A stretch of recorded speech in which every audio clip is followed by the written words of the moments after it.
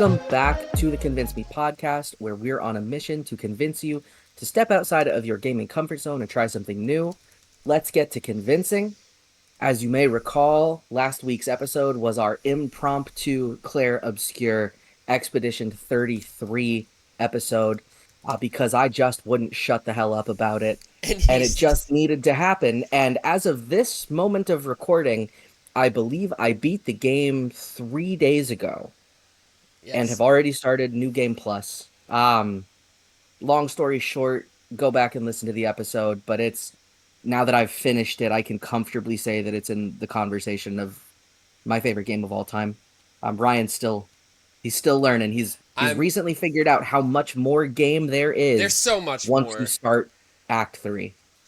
Yeah, I am making headway. I've spent a lot of time making sure I'm comfortable with what level I am, but uh, I haven't reached the oh, I'm tired of this. I just want to rush to the end. That moment hasn't come, and I don't foresee it coming anytime soon.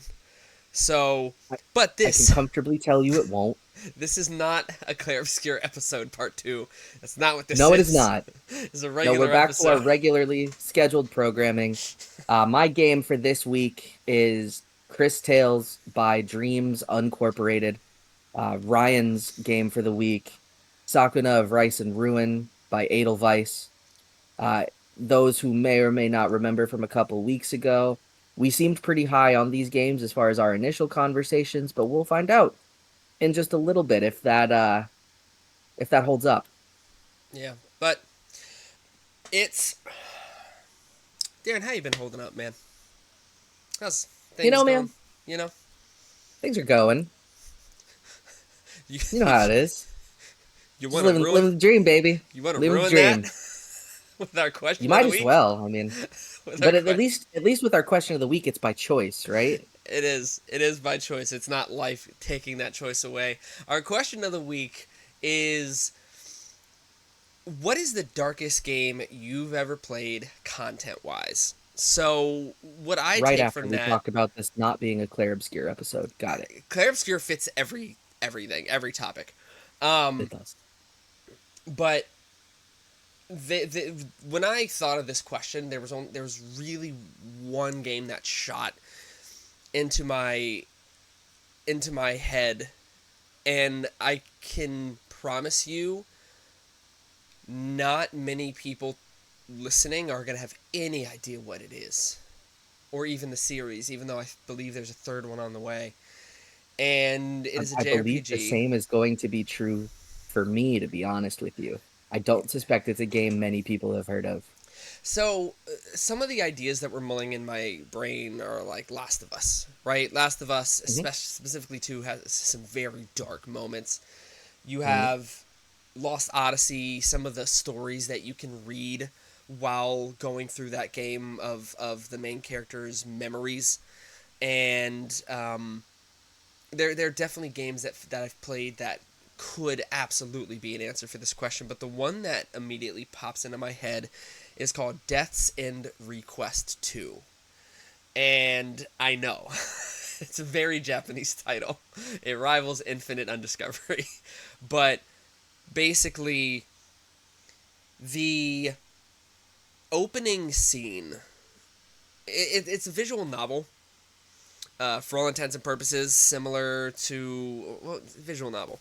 Um, and the opening reading is about a girl who's being abused by her dad, but the opening scene is her just like sitting on the floor covered in blood, and it is it is a game that does not shy away from disturbing content.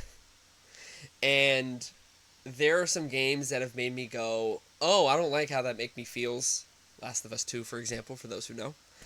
And this game had so many moments where I was just sitting there going, almost cringing, which I don't do when I play games. I don't typically viscerally react to anything in games. Mortal Kombat fatalities, cakewalk. Dude getting his head ripped out through his butthole, cakewalk. You know, that's not Mortal Kombat.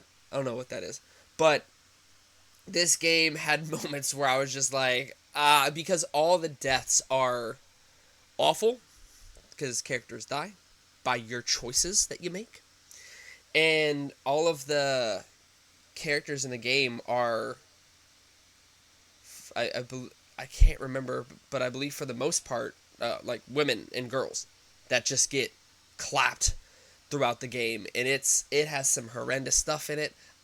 But I don't know. This is not an episode dedicated to these games, but it yeah, it just made me feel some type of way, and it's what stands out to me. Okay. Well, you went the women route. I went the children route. Oh, Um, I don't remember when I played this, why I played this, how I played this, but I remember that I played this. And it came out in 2021.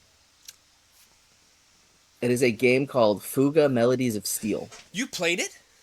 Yeah, You played it from beginning to end? no, couldn't do it. I It talked felt about that. bad. I talked about It that when felt, we were bringing this question up. I want to play it because I own the first and second, and there's a third on the way.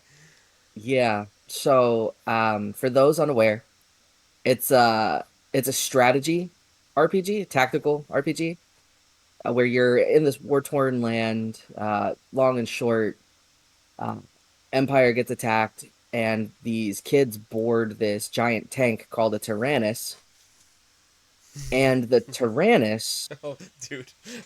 houses a weapon that, for a tactical RPG, for all intents and purposes, it's basically an auto win condition. And you are like, there's different components to the tank. You assign your kids to work in certain parts of it. They've got synergies. They build relationships. Their relationships on that part help to give power and benefits to that part of it. But this thing Don't are you is gonna called say this. like what you have to do? Because I would keep it vague for those who want to play it because All it's right, really highly reviewed. It's well it reviewed. is. It is. It's a great game with choices that make you feel yucky. Hmm. It's a game about Um, war. It's war, man. it is war. It is about the choices you have to make during war. Um, it's just remembering that all of your soldiers, for all intents and purposes, are children, and your automatic win condition comes at a heavy price. Heavy, heavy price. Um, I remember getting to that I, part and I will being tell you like, that it is called the Soul Cannon, and I will let you, audience, take from there what that means. But easily, if not for the fact that it's a game that it's a depiction of war through the eyes of children, um, that singular solitary mechanic puts it ahead of pretty much anything else I've ever played. I mean, ahead of your Dark Clouds, ahead of your Lost Odysseys, your Final Fantasy 16, like any games that just really dive deep into, we'll call them adult themes. That in particular for me, I've never played a game where decisions sat with me so dark that I couldn't finish it. that's what stopped you. Yeah. I figured it was like something else had come out or something, but you stopped I mean, because of I can't say that's not true too, but at the end of the day, when I'm occupied and eaten alive by a decision that I made in a game, like that sucks. they you feel it, They did man. it well. Honestly, it's a great game. I couldn't do it. And you didn't even get that far in, so imagine what else No, there is in store. I don't wanna. I it's But it's rather than that, I'd much rather talk about my game of the week. Um, which, by the way, I just want to say the way that this has all worked out, mm, as far as having done impromptu Clair Obscure and then come back to these games, yeah, honestly, at least for me and the game that I'm reviewing, made this game so much more enjoyable for me, really. which is really interesting to say. So, Cris Tales, game developed by Dreams Uncorporated and Sick, published by Modus Games, is widely considered a love letter to classic JRPGs. And for a game that, as far as I'm aware, does not get a lot of love or publicity, this game has more mechanics in the first 3 hours than potentially any game I've ever played, almost including Clair Obscur, including it being a turn-based RPG that has a parry mechanic. And so, just by virtue of having played Clair Obscur and now coming into Cris Tales, the fact that in combat you have differing parry timing, so it's only one button, but you can either deflect and you take less damage, or you can parry and take like 90% less damage. You still Hmm. take damage, Hmm. but it's about 90% diminished as opposed to deflecting, where you probably take about half. But the same holds true where if you time your attack animations properly and you like frame perfect I guess in this case it'd be the X button, because this is available as part of the PlayStation Plus game download collection. But if you time your X button correctly, frame perfect, you actually do more damage and including a critical hit. So just that, and that's just the melee. The cornerstone of this game is you embody a character named Crispell, who is an orphan in a nunnery, or I guess it's a nunnery seeming orphanage where you're basically under the supervision of a mother superior. So take it to mean what it is. There's heavy church imagery in this game and themes. I've noticed that in a lot of Eh, JRPGs is that like the Yeah. clergy is big in a lot of them. Well, I've this is noticed that. not actually a JRPG. I believe Dreams Uncorporated is a Latin American company Oh, an just writing a love LRPG. letter to incredible games that they've played, and you feel some of that influence. But you are Chris Bell. You start your game looking for stuff. You end up encountering a talking frog, and your talking frog, his name is Matthias. Has taken the thing that she's looking for. It's just a flower, and you end up unlocking the power of this crystal. And so the game itself it's a 2D animation style. I would say it Okay. feels very like children's book in its art style. So very over the top, very round lines, very colorful. It's a pretty cute art style. It's probably the best way I'd put it. Can But it's a you 2D art style where there's depth in the foreground and background. can you compare it to anything like I because literally cannot. it I almost genuinely cannot. it doesn't not like Paper Mario. No, because it's not that type of art style. Okay. I mean, as far as the way that it's linear but has some 3D depth to it, you Yeah. maybe. Okay. But the art style itself is I I I I no, I got nothing. Hmm. Nothing. It's nothing like I've ever quite seen before. It's great though, as far as the art style is concerned. It's really well done. Everything is clean. The frame rate's fantastic. But you unlock these crystals, and what happens is it throws her for a loop, because when you unlock the crystal, now from the center, middle, top portion of your screen, two diagonal lines are drawn on your screen. So from top middle to bottom left corner to bottom right corner. The left side of your screen now shows you these buildings and characters and scenery in the past. The right side of your screen now shows a potential future. And so this game now centers around Crispell and the decisions you make affecting the future for these things. And there is, right off the bat, the very first decision that they make you make in the prologue, which doesn't have any story based downsides. You cannot choose both. So you find that these houses are dilapidated and rotting. And one of them is your childhood friend's home, family home. And the other one is the apothecary shop, where they make, potions and medicines for this small village.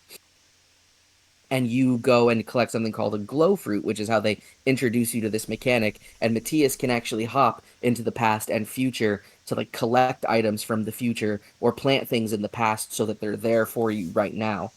Like there's like cross time puzzle solving, which is one of the most creative. uses of time I've probably ever seen because it's done right in front of you, albeit pretty simple. But you go and send Matthias into the future, and you get this thing called a glow fruit, and you can produce one potion that kills this rot. It's called the ash blight that is going to destroy their homes, but you can only pick one. And it's a good prompt into some of the decisions that you'll have to make later, where you can pick one and it doesn't have any long-term ramifications as far as how it impacts you. I chose the apothecary because I mean, in my head, I'm going to save the building that's capable of producing more of the thing to defeat the ash blight, which means now that my friend in the future is homeless. So He what and his is family will not have a home. what else did you say these dudes have worked on? I don't think much. I know Modus Because Games this has done a few is things. does it feel like a first effort, or because it sounds like there was a lot of like obviously there has to be a lot of thought put into it.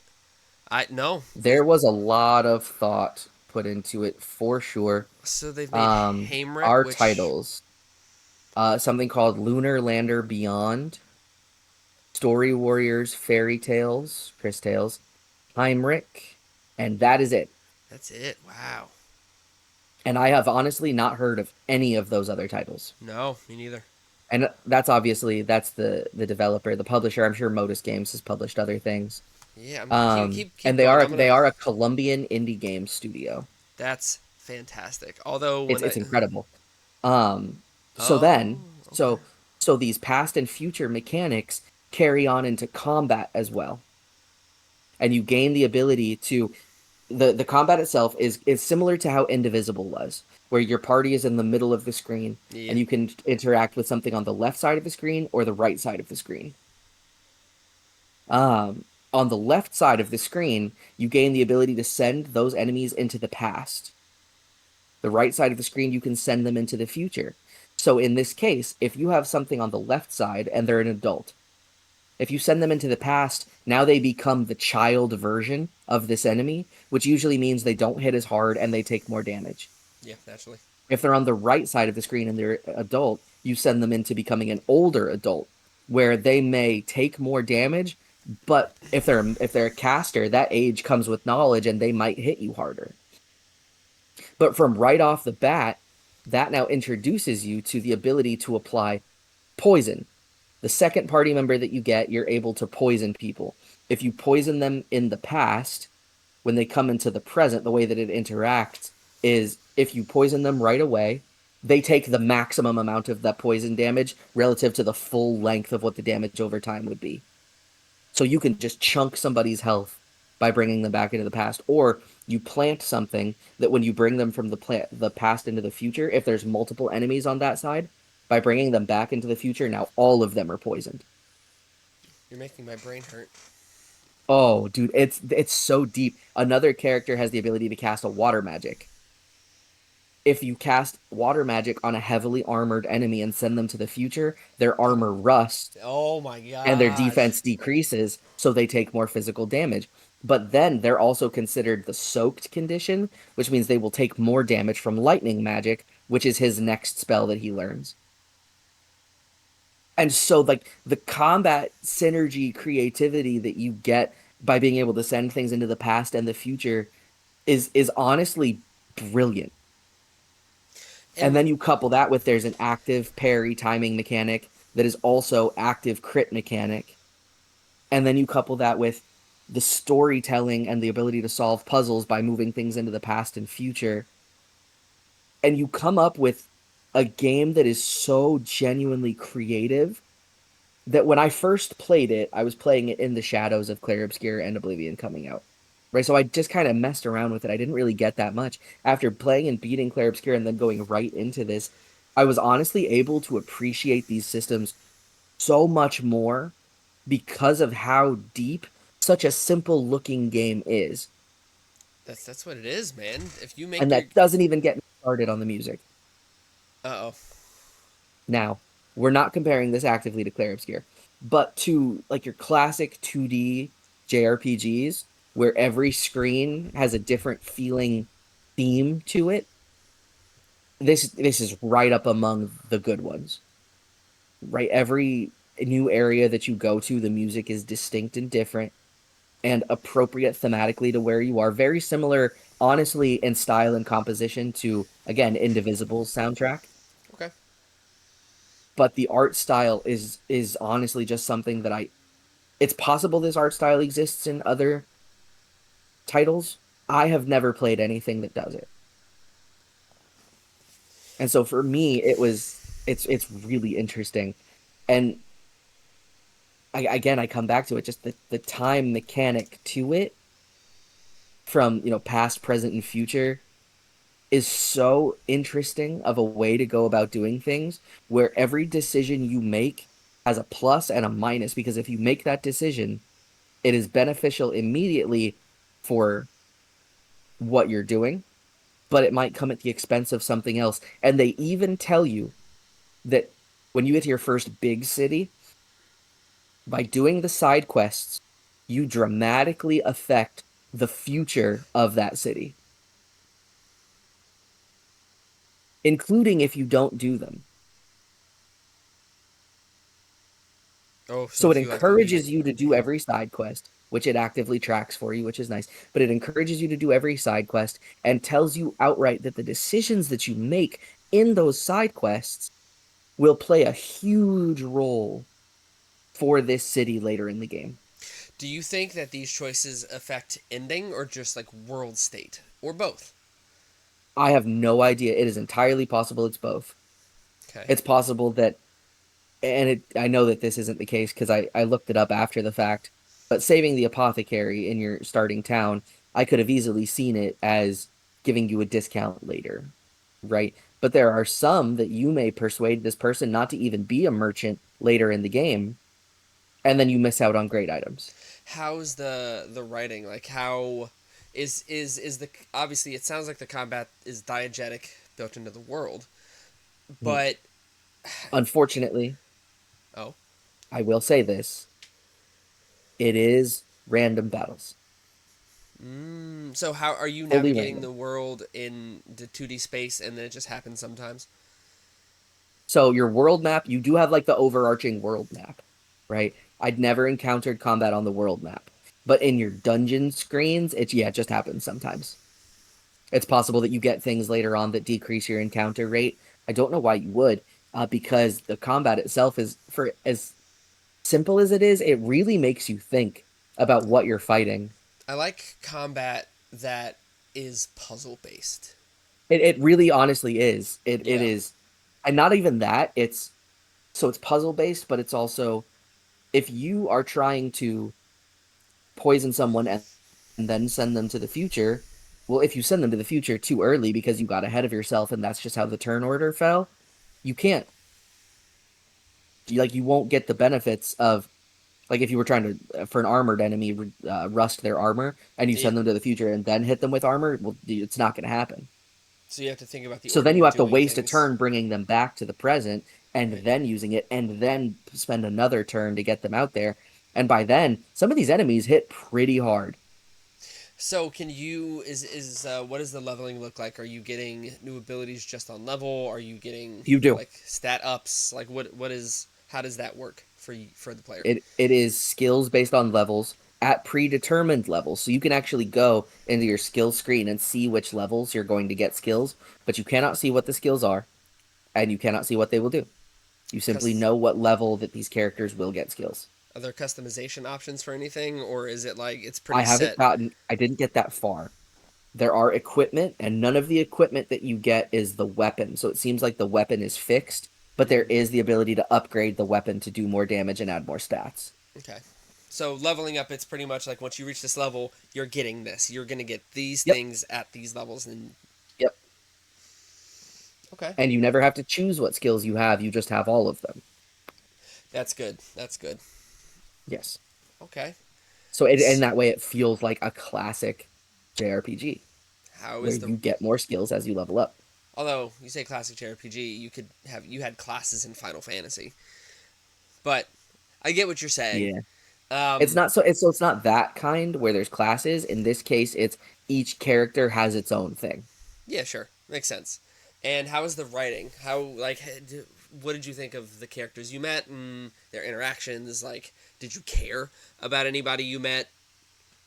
So Chris Bell is adorable. You do find yourself caring about her, but she's very much the classic protagonist. I'm naive. Hot I don't headed. know what I'm doing. I'm kind of sweet. No, not that Ooh. at all. She's Okay. actually pretty even keel, but more on the naive end of her just not knowing.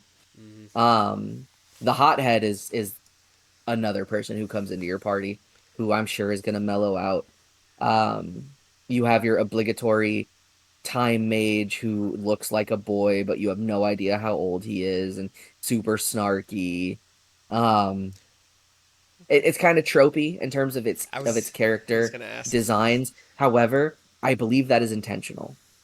I mean, if Just it's a based love on the letter, fact that this is a love letter, yeah, yeah. I have to imagine that it's the tropes are always intended. That's fair. And so, do you feel like the tropes added to the love letterism, or do you feel like it was because it's one of those things, right? Where when a piece of media points out how dumb something they're doing is, it doesn't make it less Mhm. dumb. You're just identifying the dumbness of the dum dum. So in this game, do you feel like the tropiness works, even though I know it's a love letter and it's gonna have tropes, but do you feel like it works, or do you feel like it's like, all right, yeah. I do think it works. It doesn't feel like it's reachy. And to the point where I feel like it works in such a way that each each moment of tropism is almost a callback to, and it might be a loose callback, and some of them might be reaches, but it feels like they did this because this is similar to other JRPG characters that you may have known. Okay. Could you see any characters while you were playing, like, oh, that reminds me of Sora or I mean, anybody? when a trope shows up, and you can always kind of relate them to that. What I found myself spending more time doing is figuring out, is this character that I'm meeting now designed in such a way that they're going to be a party member later? That's always fun. It is always fun, It's right? always fun. Um, so I spent more of my energy and focus doing that, to be completely honest. But it is it was a lot of fun, honestly. I spent 3 hours on the game. I could easily have spent more. Yeah, sure. It's a game that is very much worth playing, especially if you have access to the games library on PlayStation Plus, because you can just play it for free. And honestly, again, we come right back to it. The indie studios' quality of games, depth of mechanics, the love that they feel like they're putting into their products are just far and away blowing away every AAA game that has come out of late. I mean, I feel like the not renaissance, but I feel and I it wasn't until fairly recently that I got into what would be considered the indie scene as far as games go. But I personally felt a shift in what I thought when Stardew Valley came out. Because Stardew Valley was by one guy, and to this day, he puts out updates that are completely free. He has overhauled the game in certain ways, and it's been free. And he did an interview recently where someone was like, "Why aren't you charging?" And he was like, "I'm doing this because I love my game. It's fun for me, and I don't want to charge the players for them to enjoy this thing that I made." And Hmm. he said he doesn't care about the money. Obviously, Stardew Valley, incredibly popular, but he doesn't care about the money that he gets from it. He cares about the passion that he's putting in, and look at how successful a 16-bit game about farming is. Like, what else? What more do you need? It's not high quality 4K ray tracing graphics. Like, Hmm. that stuff is nice, but if you don't have a game under the surface, I don't care how nice your game looks. Look to Rise Son of Rome or The Order 1886. Look to both of Yeah. those games. Great, high quality visual games. Don't care. Because there's no gameplay, because you're so focused on these graphics. You just put us on Hmm. rails and let us do events, and it's a movie, basically. So good on So them for that. So I just looked up on how long to beat. This game is about 22 hours. If you want to see everything, do everything, and do all the side quests, you're looking at about 31 and a half hours for completion. That's not bad, man. And so then I pulled it up. And currently, as of the time we're recording this, now the sale does end on the 18th. Uh huh. On the Nintendo Switch, you can currently purchase this entire game. You ready? For $4, as it is currently on sale for 90% off. What is It it is a without $40 game 40? that you can currently purchase for $4, $3.99 on Nintendo Switch right now for a 31 and a half hour love letter to JRPGs with more mechanics than most JRPGs that we've seen in the last 20 years. I want to talk more about this because this takes us perfectly into something I wanted to talk about. I just posted a TikTok about it yesterday. I think it was yesterday, and Mhm, well, but I want to get there because I want us to have a full on discussion about it. But yes, I'm convinced. I mean, it's basically JRPG love letter, JRPG adjacent. mhm. Sounds interesting. Puzzle mechanics for combat. It's not just find the ideal strategy and do it every match. Like it sounds like you have to put care and thought into what you're doing, and Mhm. that's awesome because that activates your brain and gets you paying attention to your combat, so you're not just button mashing through combat with the same four moves because they hit the hardest. I'm actually right now in the middle of this recording sending you a picture on Discord of what the art style is. So you can try to tell me what you think that is. I looked it up just now, and you know what comes into my mind? It's not a game. It's just Huh. art style wise. What popped into my brain for the shortest second? Foster's Home for Imaginary Friends. Yeah, but even more stylish. Oh sure, I meant yeah, yeah, that's fair. Because like there's so many, there's dark lines, there's rounder imagery. Like I don't know how to explain it, but this game for what it is absolutely beautiful. It's well composed, it's fun. If you have access to the PlayStation Plus games library, it's free. Please go play it. Fair enough. I'm convinced to give it a shot when I have time. And Darren, our audience may not know this. Mhm. You love cooking. I really do. You really like cooking, and it I is something. really do. It is a side passion slash hobby of yours. And um, did you ever give it? Probably not. But did you ever play Cookin' Mama? Like at any God no. point? Nope. So, Cookin' Mama is a game where you play as Mama. No, Mama helps you cook things. Pretty Hmm. straightforward.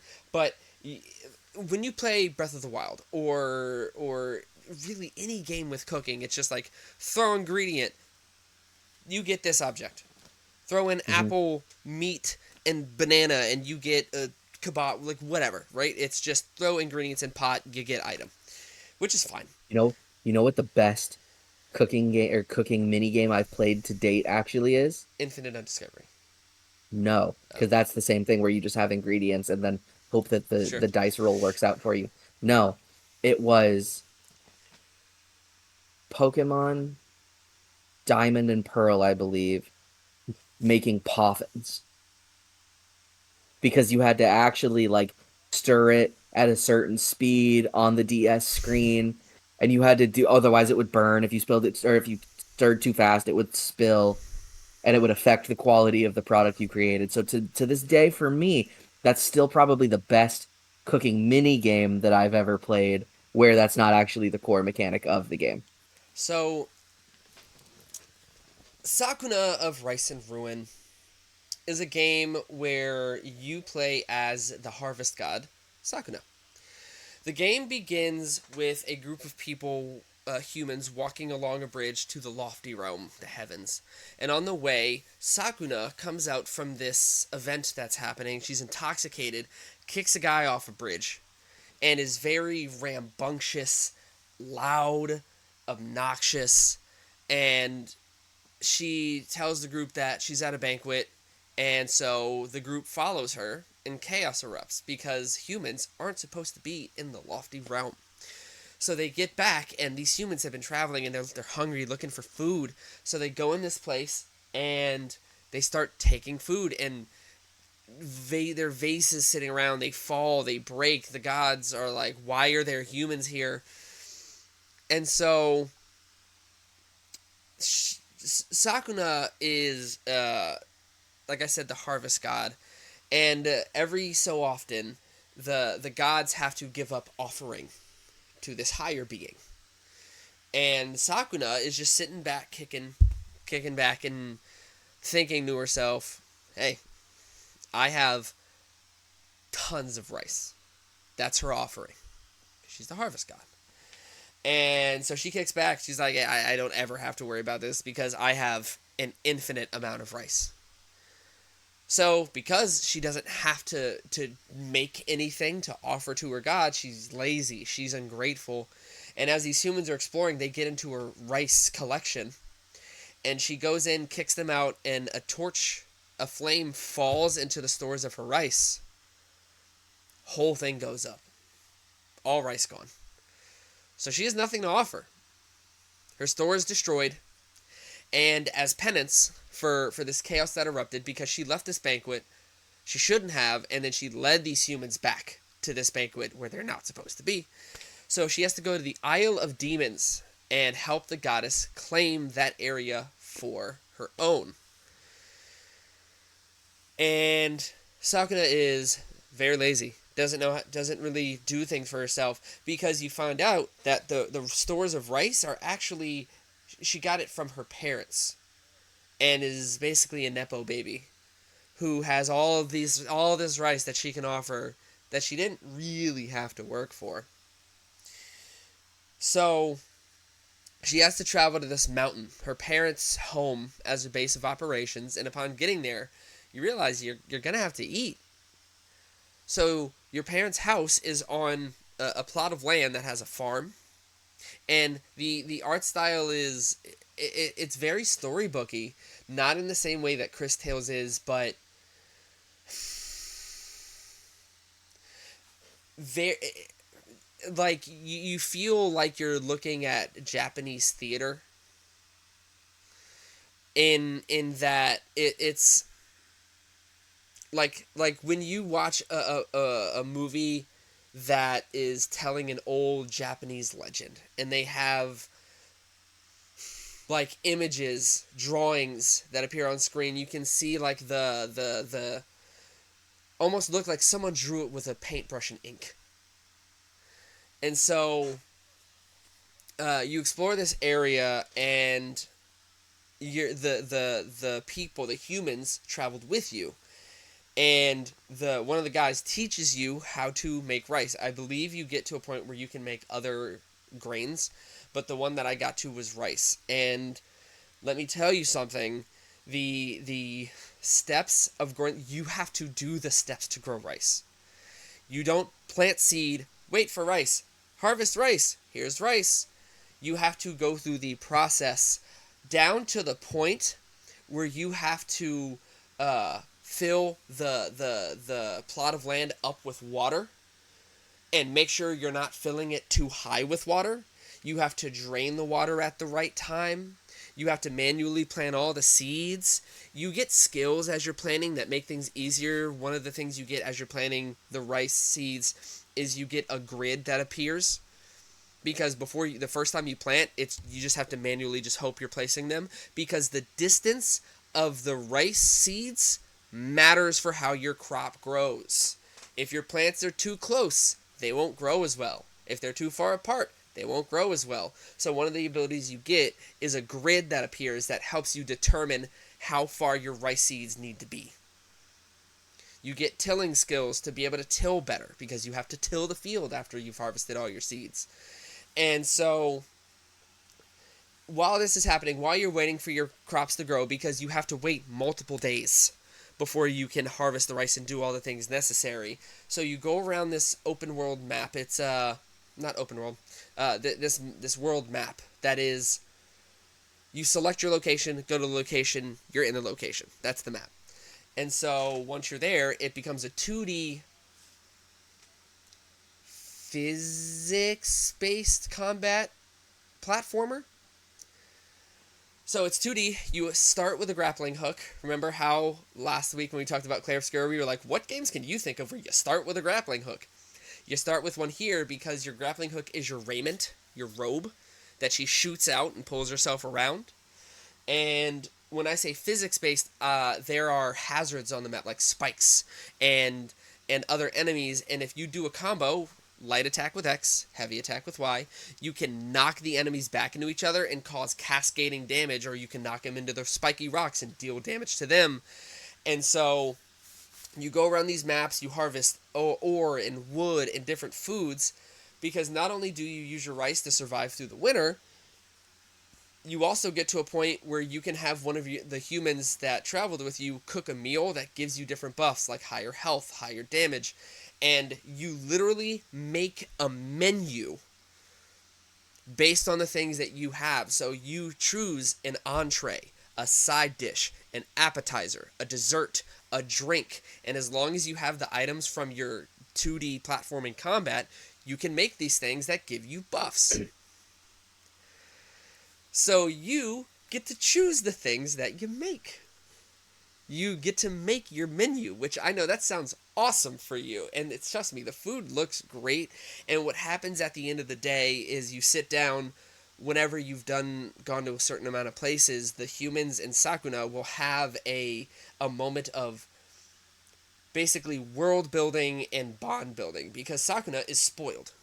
She's never had to do anything for herself. So she's complainy, she's whiny, and I didn't get to a point where she like turned a corner or had an arc per se, but you get the feeling that as you do this, as you get further in the story, she will start to view these humans as people that matter to her. So I want to talk about the how in depth you talked about mechanics in Cris Tales, the mechanics of just making rice are crazy. Bef- are you familiar with like what goes into making rice? Hmm. Like every step, like aspects of it, because I wasn't. Hmm. So you get in this field, plant the seeds, you wait for the shoots, the offshoots to reach what they need to reach. You harvest them, and you do everything. You till you plant them, they grow, you harvest them, you lay them to dry, then you thresh them, then you hull them. You do all of that. You go through the whole process down to the point where you get to choose if you have 100% white rice, 100% brown rice, or somewhere in the middle, and what you choose to do determines effects you get. The brown rice lasts longer for the winter where you don't get the chance to plant anything because the ground's frozen. White rice makes you stronger because as she harvests food and grows wheat, she levels up, gets more strength, gets more health, gets more things like that. So you have to choose when you plant. Do you want food that's going to give you smaller buffs more throughout winter? Or things like that? Or do you just want to get outright stronger and level up more? Because your levels are tied to what you're growing and harvesting.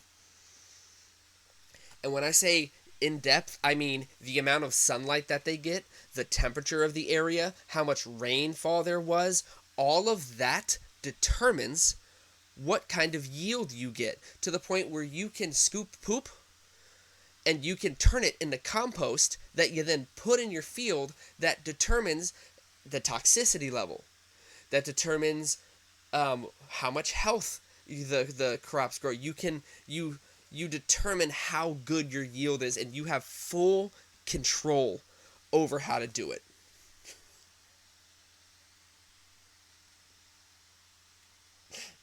It's a lot. Because I'm Yes, sitting that's a there lot. as someone What who's is this game? it's it is as if Harvest Moon met a 2D combat platformer. Okay. Harvestvania, huh?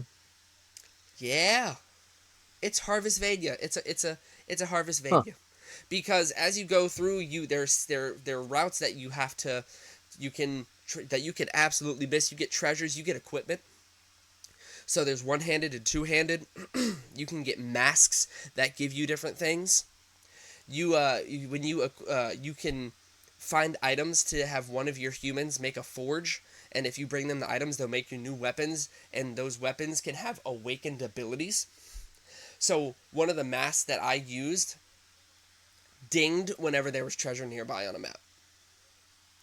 There's masks that do all sorts of things. I can't really remember what the other mask did, because the one that did the treasure was the one that I wanted the most, because I wanted to find Hmm. things. Hmm. But your discovery level um, determines like new areas that open to explore. And the one thing I will say, and obviously I made it to this point, so I was fine. But the one thing that I think should have been said earlier is there is parrying in this game. It's very simple. If you, because I was getting mollywopped, because I'm just sitting there like, well, I have to try and kite. I have to hit and stick and move, and it, you can't do that because the enemies attack really fast. So if you're close enough to hit, then you're gonna get hit. But after like 2 to 3 hours of playing, I found that there is a parry mechanic where when the enemy attacks, if you push the directional button, stick, D-pad, whatever, into the enemy as they're attacking, you parry their attack. But I didn't learn that until like 2.5 hours in. They And I'm didn't just tell you sitting. that? No. You find scrolls that slowly drip feed you things to know. Hmm. And you only really find them if you explore. So you could just miss the stuff. Hmm. But Interesting. you should explore. Um, your raiment can be used in combat as well, so you can shoot your robe out and you can use it to swing around an enemy to get behind them to knock them into their enemies. Your circle button is different attacks that you can equip. So the one that I had that I really liked was I pressed circle and she spun in a circle and knocked everybody backwards. And so I liked doing that because um, it hurt them a lot, but it also knocked enemies into each other. So I would put myself in a position to be surrounded by enemies and knock them back into spikes. The direction you press when you attack changes how you attack. So if you hold up and press square, she'll do an air attack and then just automatically start attacking things in the air. And then I would hold down triangle and it would slam to the ground, and anybody that was where she was or below her, she'd slam into the ground for extra damage. So there's a combo system that you can do. You can one of the other attacks is up circle. I don't know why it was up circle, but she spun to the ground and was a stronger version of her down attack. So the combat is not slight, and there's a surprising amount of depth, and so I'm sure there's a ton of skills I didn't even get the chance to see, because you can equip and unequip skills as you see fit. You can only Sure. have four because there's only four directions. Yeah, up circle, down circle, regular circle, and then left right circle. So yeah, there's four things that you can equip, and I think I had 3 of 4 equipped. But yeah, Um, and is there's there a penalty for death? no, not really. It's just you get knocked back to the beginning of the level, you go try again. The one thing that you do have to keep track of is nighttime. When night falls, enemies get stronger. However, your discovery level is tied to doing certain things in the level. Like one of them was you have to defeat 40 enemies on the stage at night. Hmm. And as you do, each stage has like 3 to 4, and if you do those, that ups your discovery level to then unlock more places. So you have to Hmm. engage in that system to unlock more places to visit, so that you can get more items, so that you can make more food and get more things for your compost, and basically make better rice and wheat. Hmm. It's pretty cool, man. Pretty cool. How's the music? Very Japanese, traditional Japanese style. I do like that. Yeah. Okay. I'm trying to Huh. think of oh my gosh, the instrument with the Shamisen? Yeah, like shamisen music. Pretty good. It fits very well. Hmm. Voice acting. I will admit I played some of this in bed with my wife sleeping next to me, so I didn't play with the sound on because I was playing on my portal. Um, but I'm pretty sure there's voice acting, and it was pretty good. Hmm. Okay. Which I also neglected to mention entirely. The Chris Tales is fully voice acted, Nice, nice. fully. So But yes, okay, interesting. that's Um, fun. I just found out there is 100% voice acting. The English mhm, voice actor for Sakuna, Emma mhm. Frost from Rivals.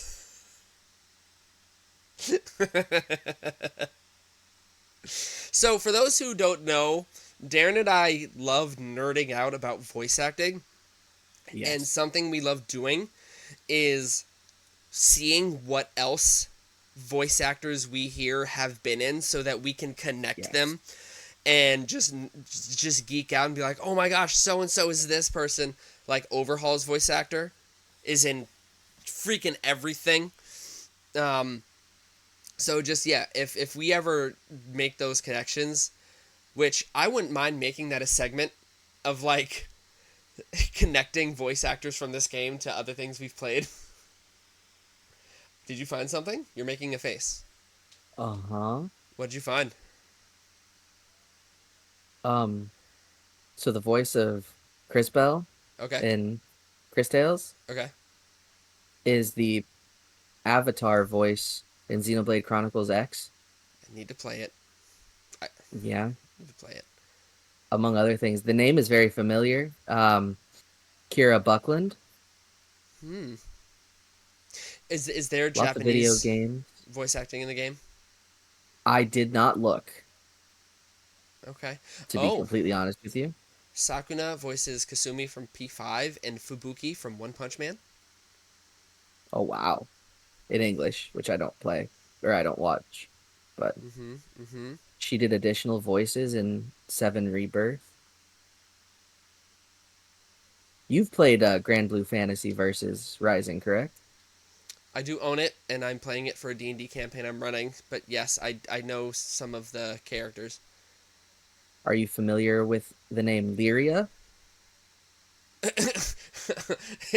I am, and so are you. So that's her. That's awesome.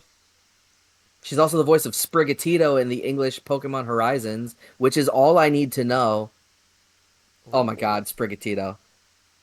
Well, she just went up to one of my favorite voice actors ever. I'm trying to see what the Japanese voice for Sakuna. I'm about to go down a real deep rabbit hole. I need to stop now. This is Yeah, off topic yeah. and No, irrelevant. Forgive me for my eh. exploratory rambling. Dude, Um, ADHD man. But yes, no, it bro, is. It is a Kira fun Buckland, time. good on you.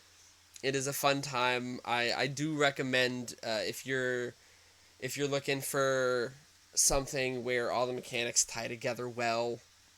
Oh gosh, what? She's the English voice actress for 2B in the anime. That's awesome. That's awesome. Oh my God. Oh no. Nerd moment. But yes. Any other questions for Sakuna before we get to our wrap up section, Darren?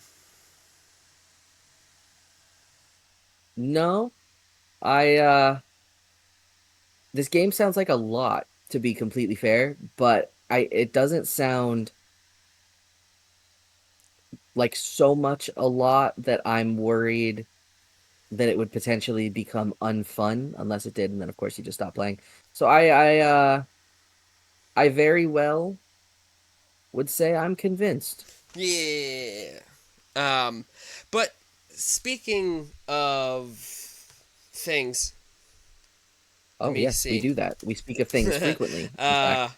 I want to see what this game is because I knew it. it. She's actually just 2B's voice actress. Um, oh man.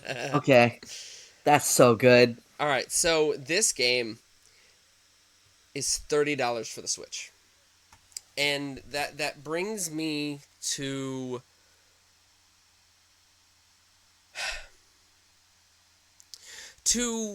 something that I posted a video about that I'm hoping means something, because the TikTok I uploaded was talking about Mafia, Mm-hmm. and which I'm excited for. August 8th, super hyped for. But something that they announced was the price of the game. And for those who don't know, Mafia is a game that belongs to 2K. The actual developer, I believe, is Hangar 13, and I think 2K is publishing it. But this is Mm-hmm. a game with 2K's name attached, Mm-hmm. and this Mafia will be selling for $50. $50. And this price point almost seems like it's trying to make a point. Yes, it does. And it makes me think of, I talked about Midnight Walk, which is a game that just came out. It's an indie game, $40. Claire Obscure, which is most likely going to win Game of the Year unless something comes out of nowhere, which honestly I don't see happening. Especially because this game has such a good Cinderella story behind it. But Claire Obscure, Mm-hmm. $50. There are these games that are coming out, and the developers are almost being like, "Hey, we see what's happening, and we want you to know that we're hearing you, and we want to give you what you want," and that's Mm-hmm. incredible. Mm-hmm. And I mean, Mafia is not a small time No, title either. Like no. we could make the argument, a pretty compelling argument that Mafia is a AAA game. If And so now we see what is effectively, Sandfall being our double A darling, right? Our quasi indie double A. And now we have a major title like Mafia, which is now existing in the same context of like in the before time of Grand Theft Auto 6. And now it gets to be very interesting how, hey, maybe if we make our game prices similar to how they were back in, God, what, 2009, maybe they become more accessible and we make our budget back a lot faster. I mean, yeah, because that matters. I believe Mafia 3, when it came out, was regular like $60, I think. I believe Because so. I so believe that's like correct. this game that came out years ago is came out more expensive than this game they're about to release. And so Hmm. you have to ask, what are they saying? What is Hangar 13 and 2K? What are they saying? What does that mean Hmm. for Borderlands, since that's also 2K? What does that Hmm. mean for these things? To the point of Borderlands, in the most recent, God, what would it have been? Whatever, I guess PAX East just happened. Um, and so there was a whole Borderlands 4 Q&A panel, and Pitchford was there. And one of the questions that was asked is, what is the price going to be for Borderlands 4? And Pitchford just outright said, I don't know. He mentioned that the budget was very high for this game, and I think a lot of that has to do with trying to reclaim a lot of the losses that came from Gearbox being sold to the Embracer Group and then by the Embracer Group. And I mean, a lot of business-based intricacies that you and I will probably never know. They have to And so, recoup from but the I hear movie, that, and I think that that already has now set the tone for telling me this game is going to be $80. potentially. And that's probably the base model of the game, which means that if you want to come with the season pass, which almost always is worth it for Borderlands because the content that comes usually is good. The glaring bastard stepchild exception is Tiny Tina's Wonderlands, which had the most piss poor excuse of additional content I've ever seen. You basically played or paid $1 a minute for that content, which you could just run over and over for nothing with no end game. Because there was no end game in Wonderlands, but this is a soapbox for another time. Um, but hearing Pitchford say that, it makes me think, well, now what are we going to see? What is 2K's disparity going to be? And at what point then does 2K as a studio say, hey, we need to normalize our prices? Or are they just going to let the developers set their own prices and 2K just slaps its name on as a publisher and says, well, if it works, there you go. If it doesn't, there you go. Yeah, Like, but I don't know. the fact that because how much is your game going to cost has not been a question anybody's asked, and I don't even know how long. Yeah. No one's asked Ever, because ever. like I don't think. we knew what games were going to be. This price Mhm. hike, like in the past when prices were hiked, It was industry wide and it made some sense. and it was like $10 at a time. Like we went Yep. from 50, like from 40 to 50. There were some outliers. We went from 50 to 60 as soon as they started to, like, games became bigger and Yes, Blu-ray became the medium as opposed to it being on a CD. and then And so that made sense. 60 now, and then we got to 70 Only very recently, but only yes. recently, and then And now you're we're gonna already talking about 80 and 100. like that's if we go to 90, even 90, like there are games that might be worth $90, maybe. I don't know, GTA 6 might be but based on some of those water physics, who knows? But like, but that's not a who? standard. No, it's not. It's an exception. And the question that we now have to ask is who now, like, what does it do to gaming as an industry when people now have to make a decision between their hobby and, I don't know, food? Because for like a single guy living on his own, $100 will feed him for a week. Hmm. Yeah, So now, am I choosing between something that I do as, either to practice some escapism or for my mental health or whatever? I'm choosing between that and actual Maslow's hierarchy of needs. and there are gonna be some people that bypass that, which that is their prerogative. But I have a feeling that a lot of people aren't aren't gonna make that choice. Or Like, quite literally can't. literally can't. I, And I just, I don't know. And in that time now, here come great titles. Obviously, Mafia New World or Old World is a theoretically great title. Because it's not out, so we don't know. But you see things like what Claire Obscure is doing. You're watching this almost renaissance of indie games come about. another one that might be added to that pile. I want to double check my work, teacher. Tainted Grail: Fall of Avalon releasing for 45, I say that's like 40-ish, yeah. and that game has the potential to be very big and very awesome. 45. And with a developer who's already committed to long-term support And the of other the game. thing that's interesting is it wasn't until recent. I have a gaming laptop, but I will say I'm not as involved with Steam because I just personally prefer console. I have this just in Hmm. case. But it Hmm. wasn't until I think fairly recently that Steam followed suit with the $70 games because PC games were 60 for longer than console games. So it's Hmm. not that they had to raise it. Like, what are we doing? Like as of right now, Tainted Grail is sitting at it's early access, so it's going to change. But the early access for Tainted Grail is sitting at very positive. It's sitting at 86% on Steam. Hmm. An unfinished game is sitting at 86% on Steam, selling for $45. Jeez. And oh, they put information about their game. They are a studio of 50 people.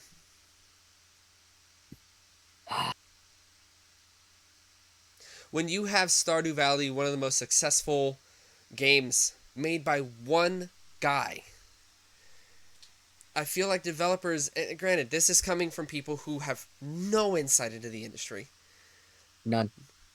but I don't know what to say when such small teams are making such ambitious, potentially awesome, guaranteed awesome games. Hmm. Like, I don't know, man. Hmm. Like, I want gaming developers to have jobs. I want them to have Same. jobs. The layoffs that have been happening have been terrible. Yeah. When you have teams this small, though, you don't have to pay as many people and they can put passion into their project. Like I said, I don't Hmm. know. This is me just speaking maybe from passion, emotion, I don't know. But Sure. something's happening. It's not an accident Yeah. that small teams are making really good games. Yeah. But I will get off my box now. And I we this we're gonna go to the opposite side of the spectrum Oh, for next jeez. episode because Yeah. I for next episode I will be playing Redfall by Arcane Studios, which is the developer behind Dishonored, Deathloop, and Prey. And I will be playing Forspoken by Luminous Productions, published by Square Enix. Luminous Productions was responsible for just the critically acclaimed, most gamest game in the Final Fantasy franchise, Final Fantasy 15. And those astute listeners who know about games understand why we're laughing about the games that we've chosen. Those who don't understand, we've kind of almost taken upon ourselves a challenge round episode.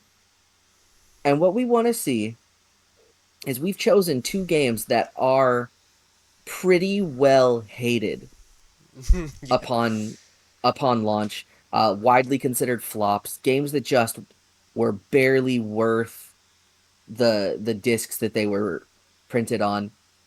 And we want to see if that hate is warranted.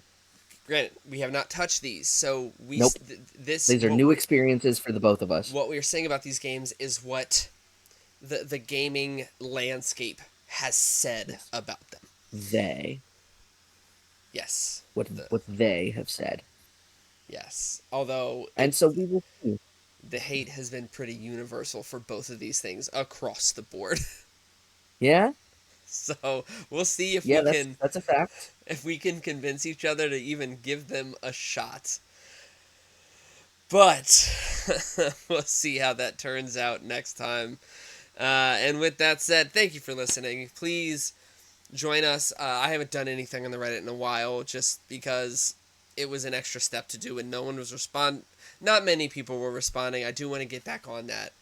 But we Hmm. have the Spotify, Convince Me Gaming, Convince Me Media. Search us on Google, on platforms. You'll find us. We love talking to people. We love responding to comments. I love the dialogue that gaming can give Hmm. because people's experiences are going to be different with different games. And so I love getting new perspectives. We may say things that people don't agree with. That's fine. That's what Hmm. discourse is. That's all right. Hmm. And if you don't, please At least you kindly know let that if we us put our know. foots in our mouth, we will admit to being wrong. Yeah, Darren. But with that Yeah, said, me. the please subscribe, follow us, leave reviews, give us feedback, and with that said, Are you convinced yet? see you next time.